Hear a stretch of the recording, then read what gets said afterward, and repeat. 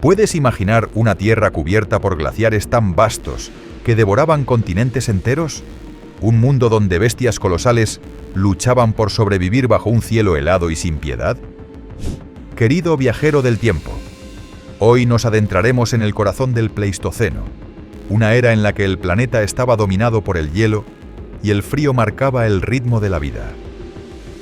A lo largo de interminables milenios, manadas de mamuts, bisontes y ciervos gigantes cruzaban las estepas congeladas, mientras en las sombras aguardaban los cazadores más formidables de todos los tiempos. Tigres dientes de sable, leones cavernarios, osos gigantes y lobos que cazaban en manada. Era un mundo salvaje, hermoso y despiadado, donde solo los más fuertes y astutos podían resistir. Pero el hielo no reinó para siempre. Cuando los glaciares comenzaron a retirarse, los reinos de los grandes cazadores se fragmentaron. Y entonces apareció un nuevo rival, distinto a todos los anteriores: el ser humano. Frágil en apariencia, pero armado con fuego, ingenio y cooperación, fue capaz de desafiar a las bestias del hielo y reclamar su lugar en la cima. Su llegada marcó el principio del fin de una era y el amanecer de otra. Prepárate para viajar a ese mundo perdido, donde el frío moldeó la existencia y los depredadores gobernaron con colmillos, garras y estrategia. Pero antes de comenzar esta aventura, no olvides suscribirte al canal para seguir explorando juntos los grandes misterios de la prehistoria.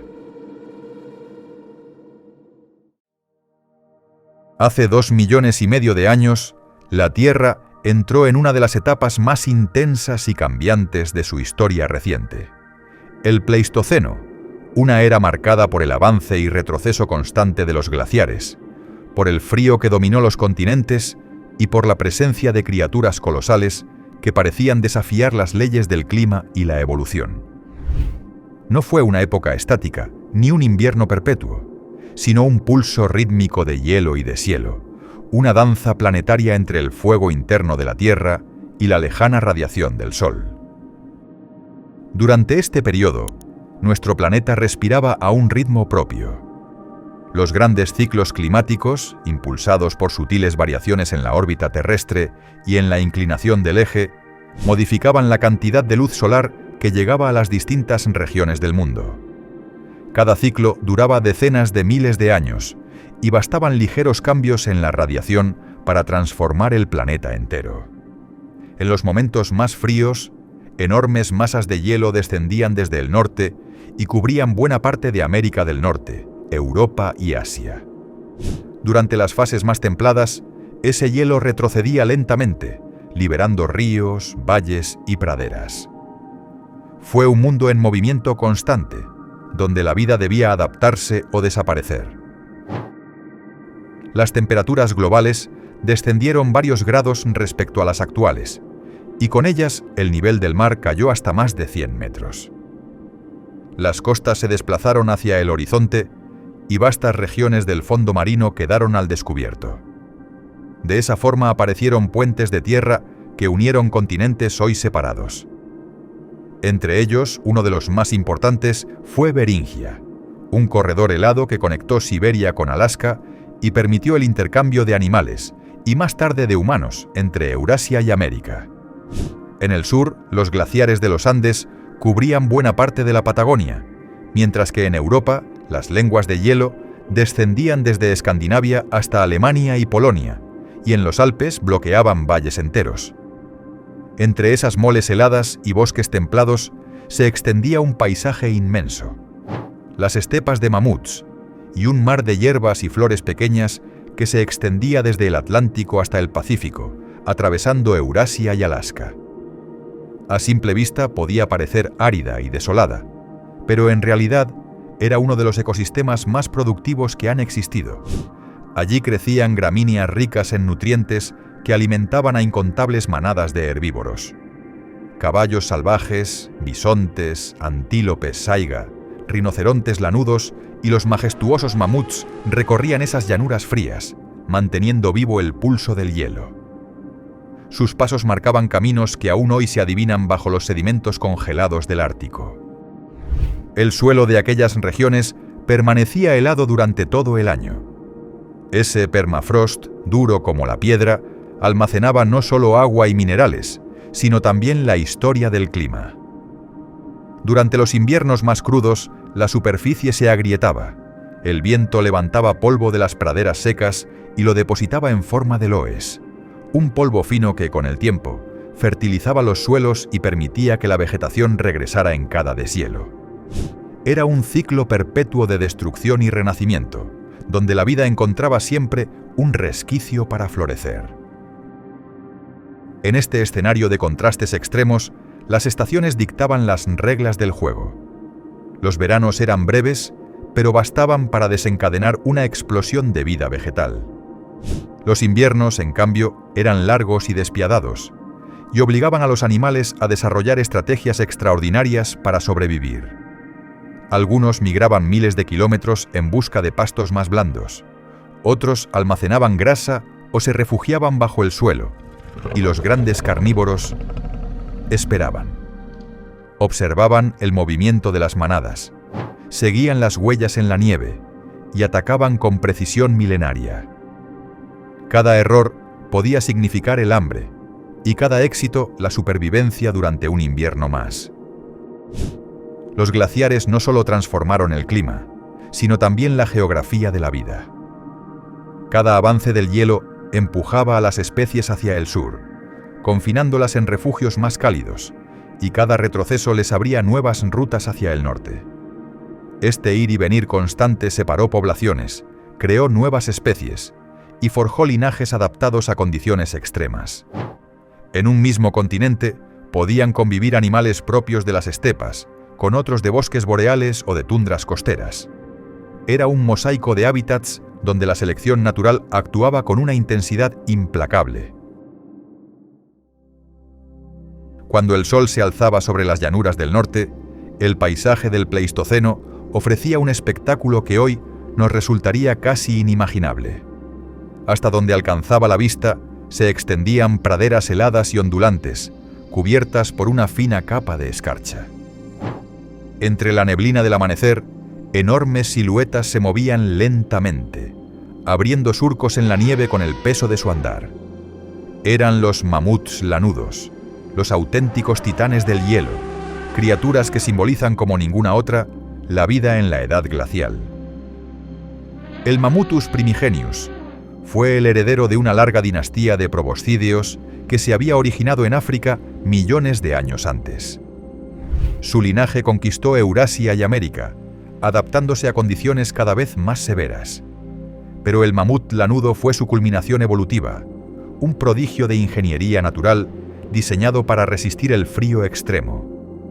Su cuerpo podía superar los 3,5 metros de altura en los machos adultos, con un peso que rondaba las 6 toneladas.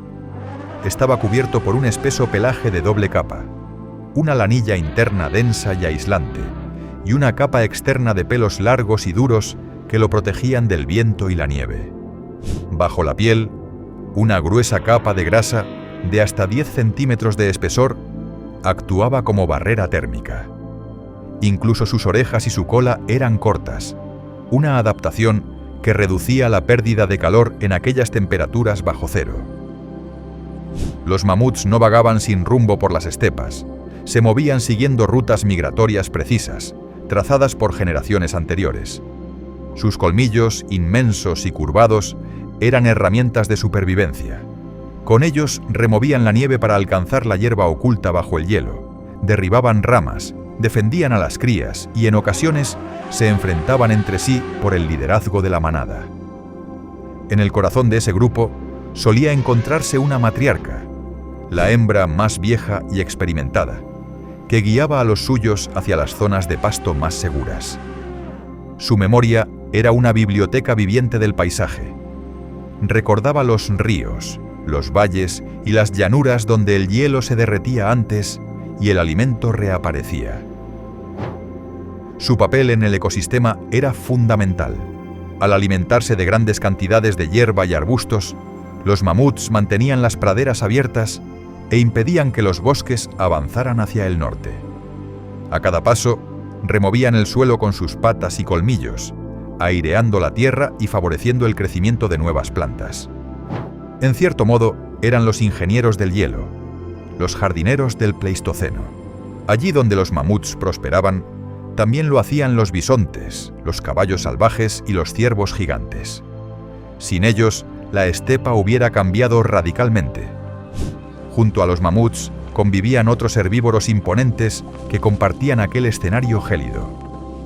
Uno de ellos era el rinoceronte lanudo, una bestia formidable de más de 3 toneladas, con un cuerpo robusto recubierto de pelo espeso y un par de cuernos en el rostro, el más largo de los cuales podía superar el metro. Su nariz estaba adaptada para calentar el aire antes de que llegara a los pulmones, y sus patas anchas evitaban que se hundiera en la nieve.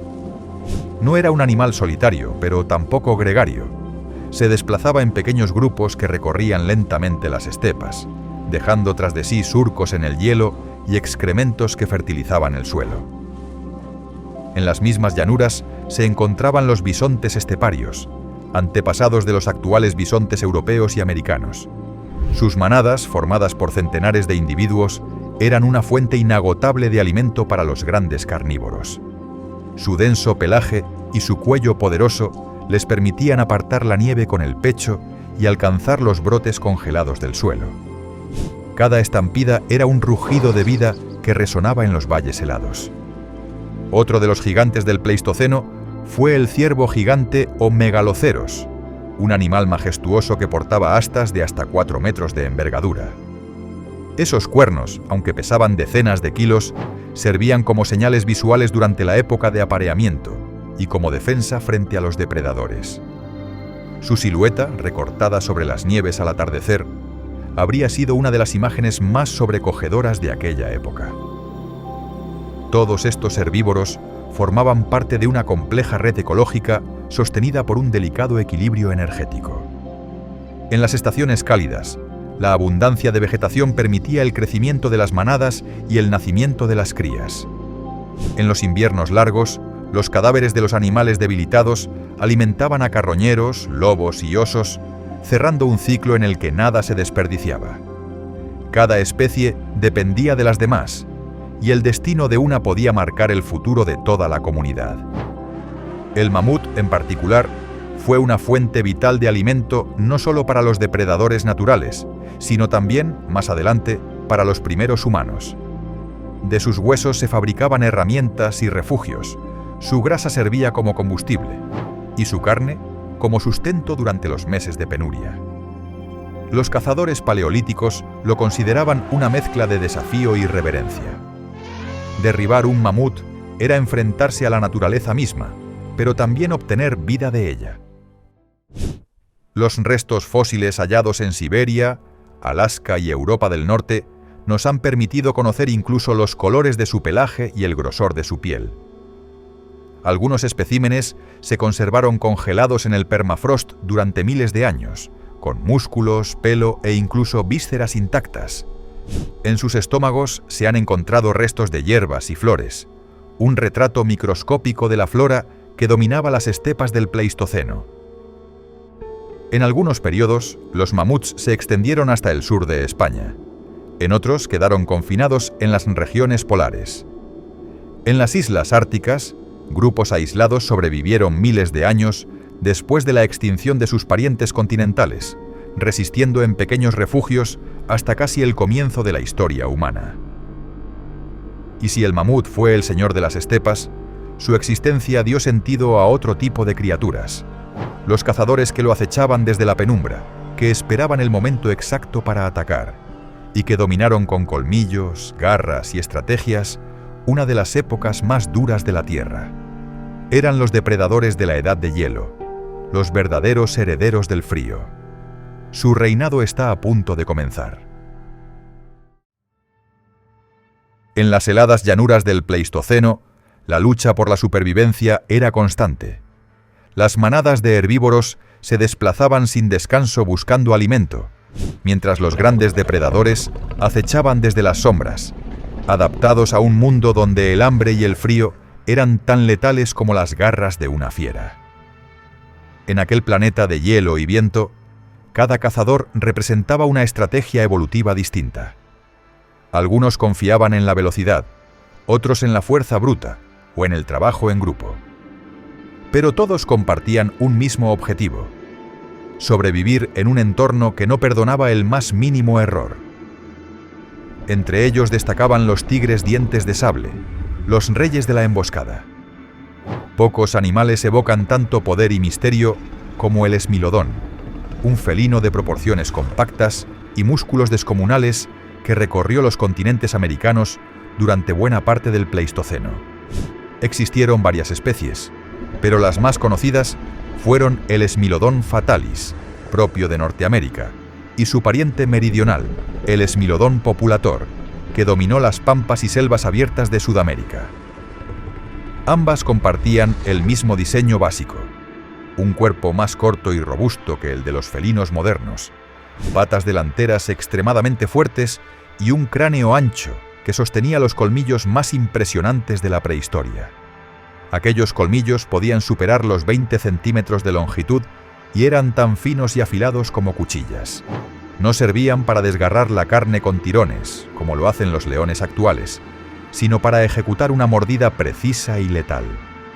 Esmilodon no era un corredor veloz. Su constitución pesada y sus extremidades cortas le impedían perseguir presas a gran distancia. En cambio, era un maestro de la espera, un depredador que cazaba al acecho, oculto entre la maleza o tras un promontorio helado, observando con paciencia a sus víctimas. Cuando la oportunidad llegaba, atacaba con una fuerza explosiva. Se abalanzaba sobre la presa, la derribaba con sus patas delanteras y con un rápido movimiento de cabeza clavaba sus colmillos en el cuello o en la garganta. Era un golpe certero, diseñado para cortar arterias y acabar con la vida en segundos. El Esmilodon populator, que vivió en Sudamérica, fue aún mayor y más robusto que su pariente del norte. Alcanzaba los 400 kilos de peso, con un pecho ancho y una mandíbula poderosa. En las llanuras del sur, compartía territorio con gigantes como el perezoso terrestre y el gliptodonte, y competía con otro coloso, el oso gigante Arctotherium angustidens. Aquellas confrontaciones debieron de ser verdaderos espectáculos de fuerza bruta, enfrentamientos entre titanes que hoy solo podemos imaginar a partir de sus huesos. Mientras en América los dientes de sable dominaban las pampas y los valles helados, en Eurasia y parte del norte de África, otro gran cazador reclamaba su trono: el león cavernario, conocido como Panthera spelaea. A diferencia del esmilodón, el león cavernario era un cazador social, un felino de estrategia cooperativa. Su tamaño superaba al de los leones modernos. Los machos podían alcanzar los 2,5 metros de longitud y pesar más de 300 kilos. Sus patas largas y musculosas lo hacían ágil en la carrera, y sus mandíbulas, poderosas y versátiles, le permitían alimentarse tanto de carne fresca como de carroña. Durante mucho tiempo, se pensó que su nombre provenía de que habitaba en cuevas, pero en realidad el término cavernario alude a que es en las cuevas donde se han hallado la mayoría de sus fósiles. Es probable que, como los leones actuales, viviera en grandes llanuras y valles abiertos, donde las presas eran abundantes.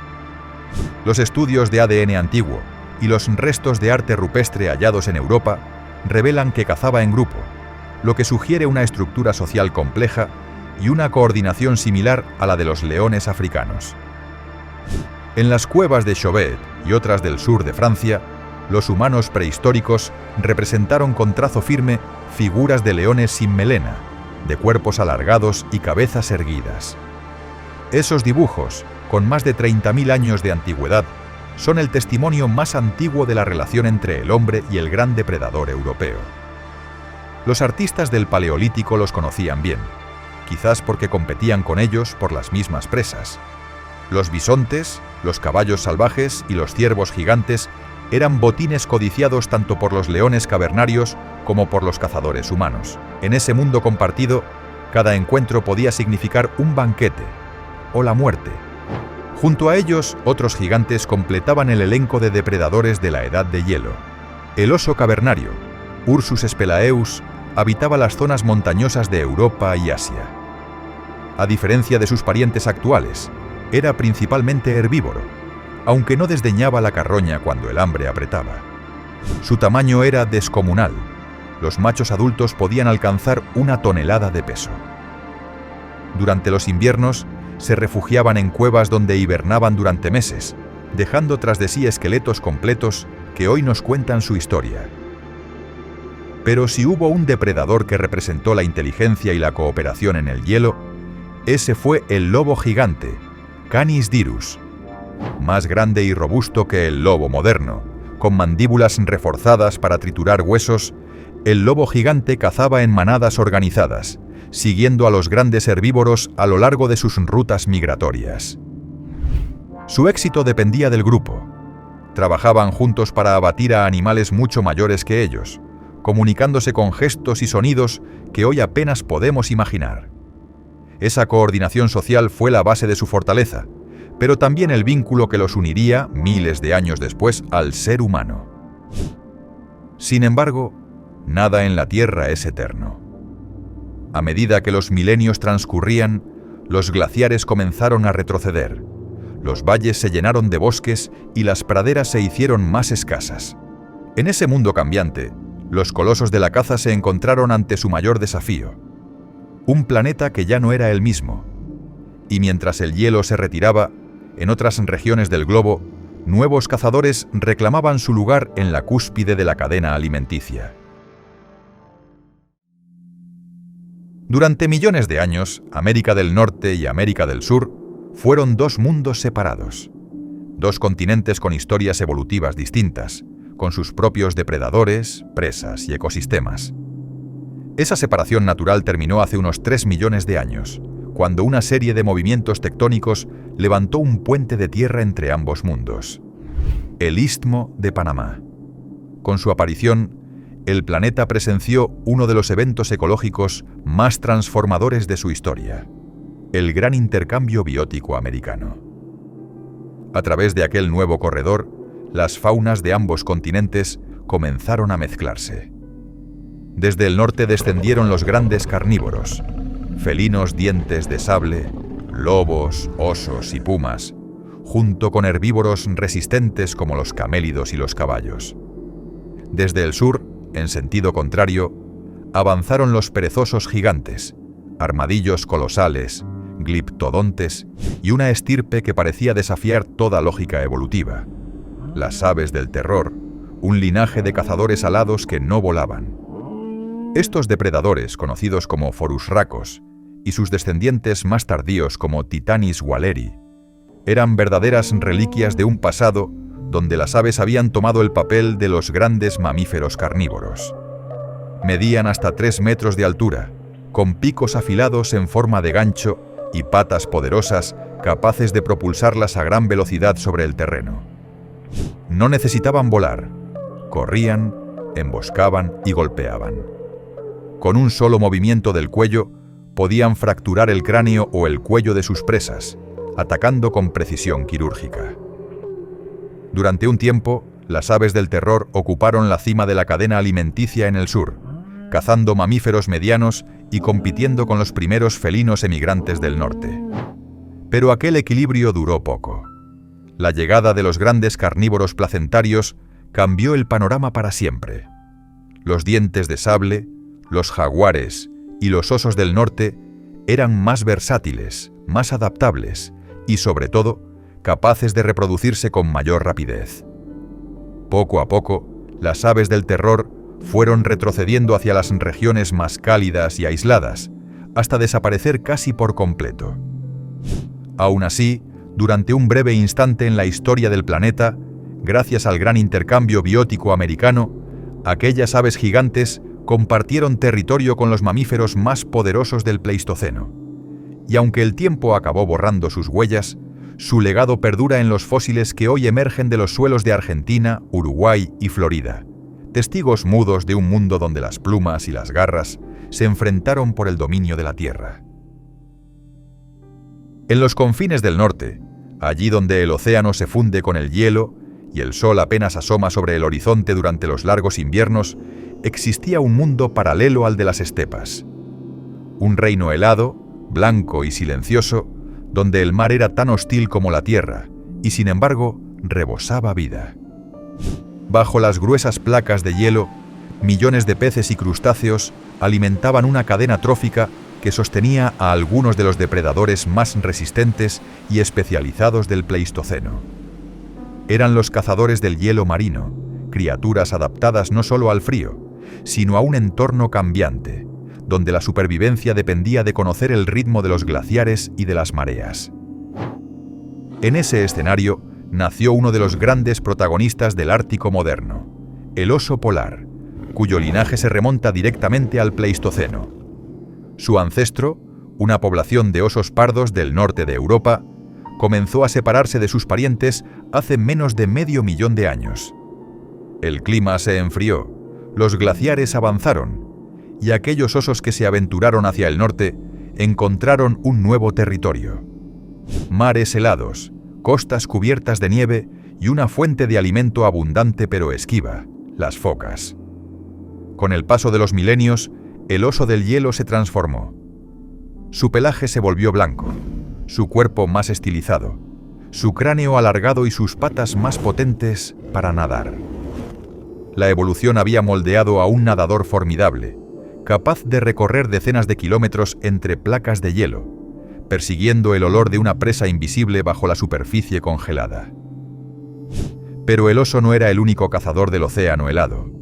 En aquellas mismas aguas nadaban las primeras poblaciones de orcas prehistóricas, antepasados directos de las que hoy recorren los mares del mundo.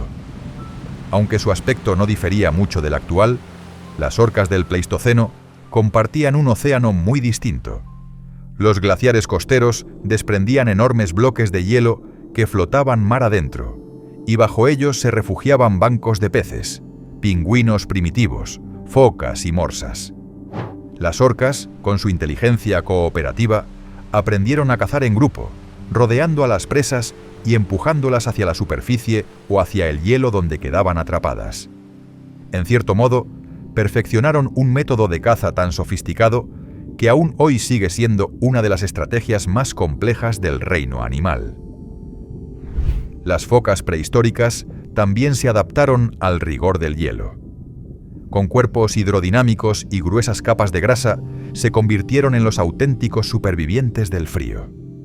Algunas especies, como las focas anilladas, ya existían en formas tempranas y desarrollaron la capacidad de excavar refugios bajo la nieve para proteger a sus crías del viento y de los depredadores.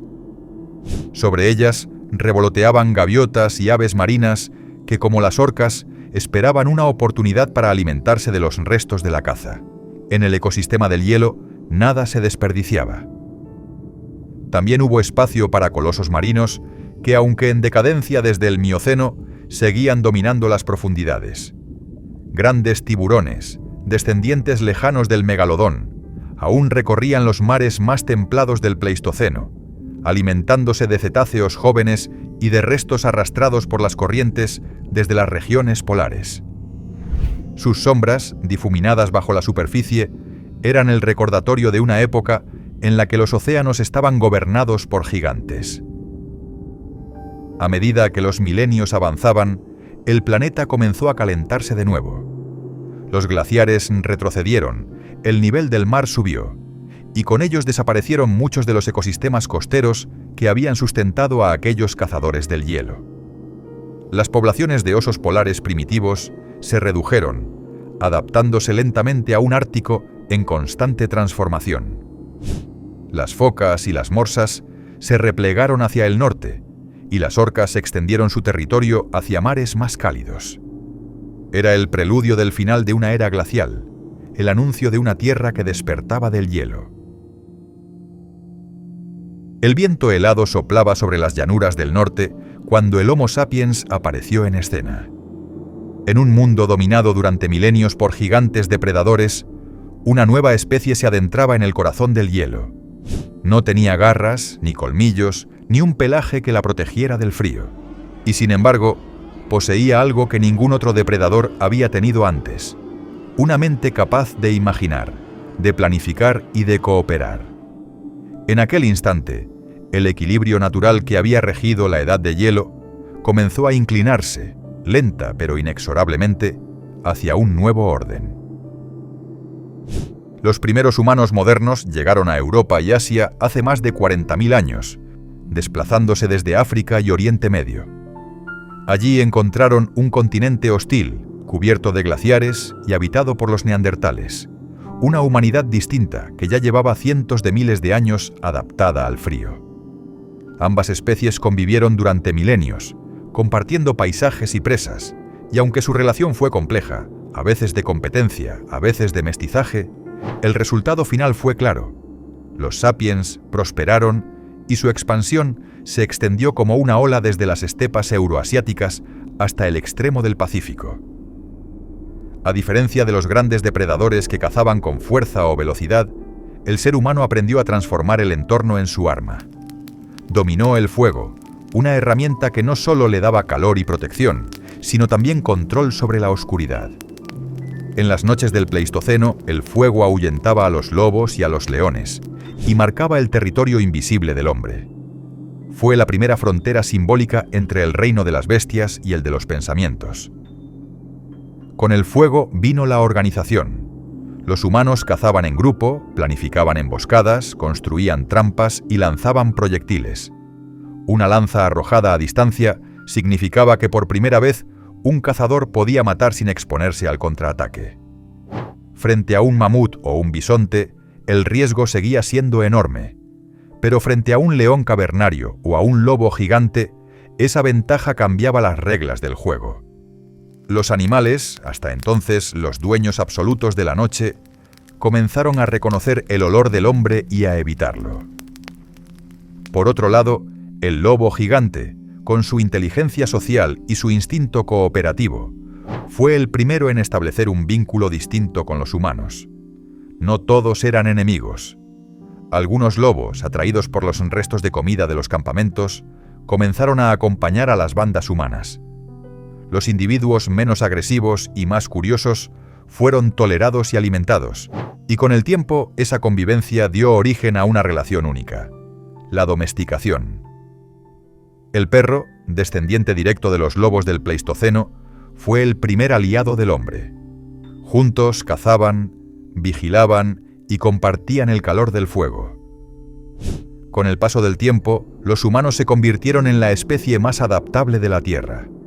Sobrevivieron a glaciaciones, migraron entre continentes y aprendieron a cazar en cualquier entorno. Ninguna criatura, ni siquiera el más temible de los dientes de sable, había logrado extender su dominio tan rápido. Su avance coincidió con el ocaso de los gigantes del Pleistoceno, en un momento de transición climática en el que los glaciares se derretían y los ecosistemas se transformaban a una velocidad sin precedentes. El final de la Edad de Hielo no llegó con un cataclismo, sino con un lento suspiro.